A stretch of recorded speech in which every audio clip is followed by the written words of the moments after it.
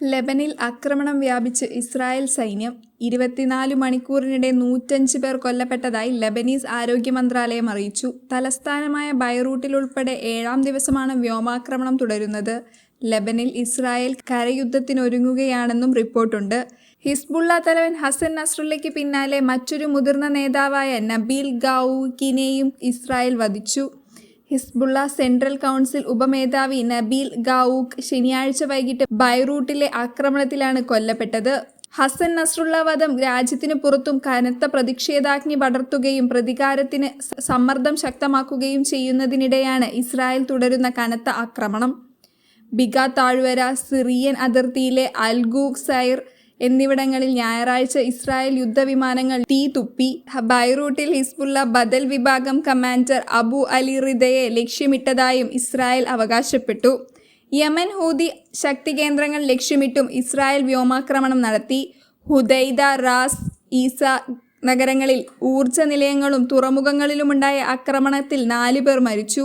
ശനിയാഴ്ച ഇസ്രായേലിലെ Ben Gurion വിമാനത്താവളം ലക്ഷ്യമിട്ട് ഹൂതികൾ ബാലിസ്റ്റിക് മിസൈലുകൾ അയച്ചിരുന്നു. ഇതിന് തിരിച്ചടിയായാണ് വ്യോമാക്രമണം. യുദ്ധം വ്യാപിക്കുന്നതിന് സൂചനയാണെന്ന് നിരീക്ഷകർ ആക്രമണത്തെ വിലയിരുത്തുന്നത്. ഈ കൊടും ക്രൂരതയെ ന്യായീകരിക്കാൻ ഇസ്രായേൽ നിരത്തുന്ന വാദങ്ങൾക്ക് പിന്നിൽ തന്ത്രപരമായ ലക്ഷ്യങ്ങളാണുള്ളത്. കഴിഞ്ഞ 11 മാസമായി ഹിസ്ബുള്ള അടിച്ചേൽപ്പിച്ച യുദ്ധം ഇസ്രായേലിനെ സൈനിക, സാമ്പത്തിക, മാനസിക മേഖലകളിലാണ് തളർത്തിയത്. ഹസൻ നസ്രുള്ള തൻ്റെ സഖ്യകക്ഷിയായ പാർലമെന്റ് സ്പീക്കർ നഹീബ് ബെറി മുഖേന ലെബനീസ് ചർച്ചക്കാരനായ പ്രധാനമന്ത്രി നജീബ് മിക്കാറ്റിന് ഹിസ്ബുള്ള പോരാളികളെ പിൻവലിക്കാനുള്ള സാധ്യതകളെക്കുറിച്ച് ചർച്ച ചെയ്യാൻ പച്ചക്കൊടി കാട്ടിയിരുന്നതായി ലെബനീസ് ഗവൺമെന്റുമായി അടുത്ത ഒരു സ്രോതസ് പറഞ്ഞു.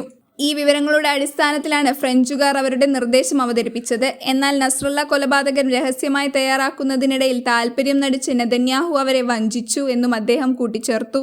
ഇസ്രായേലികളുടെ യഥാർത്ഥ ലക്ഷ്യം അവരുടെ പ്രഖ്യാപിത ലക്ഷ്യങ്ങൾക്കും അപ്പുറമാണ്. നിലവിലെ സാഹചര്യങ്ങളെ ചൂഷണം ചെയ്ത് പ്രാദേശിക അധികാര സന്തുലനാവസ്ഥയെ ശാശ്വതമായി മാറ്റാനും ഇസ്രായേലിന്റെ എല്ലാ ശത്രുക്കൾക്കും മേൽ ഇസ്രായേൽ ആധിപത്യം പുനഃസ്ഥാപിക്കാനും അവർ ശ്രമിക്കുന്നു. ഹിസ്ബുള്ളയുടെ സൈനിക കഴിവുകൾ, പ്രത്യേകിച്ച് ബാലിസ്റ്റിക് ഡ്രോൺ ആയുധങ്ങൾ തകർക്കുകയോ താഴ്ത്തുകയോ ചെയ്യുക എന്ന ലക്ഷ്യത്തോടെയുള്ള കൂടുതൽ തന്ത്രപ്രധാനമായ ഇസ്രായേലി അമേരിക്കൻ പദ്ധതിയുടെ ഭാഗമായാണ് പ്രധാന ലക്ഷ്യം. ലെബനീസ് ദിനപത്രമായ അൽ അഖ്ബീറിന്റെ അന്താരാഷ്ട്ര കാര്യ കോളമിസ്റ്റായ വാലിദ് ചാരാര പറഞ്ഞു, ഗാസ സംഘർഷത്തിൽ ഹിസ്ബുള്ളയുടെ പങ്കാളിത്തം പരിഗണിക്കാതെ തന്നെ ഈ ആയുധ ശേഖരം ദുർബലപ്പെടുത്തുന്നത് തന്ത്രപരമായ മുൻഗണനയാണ്.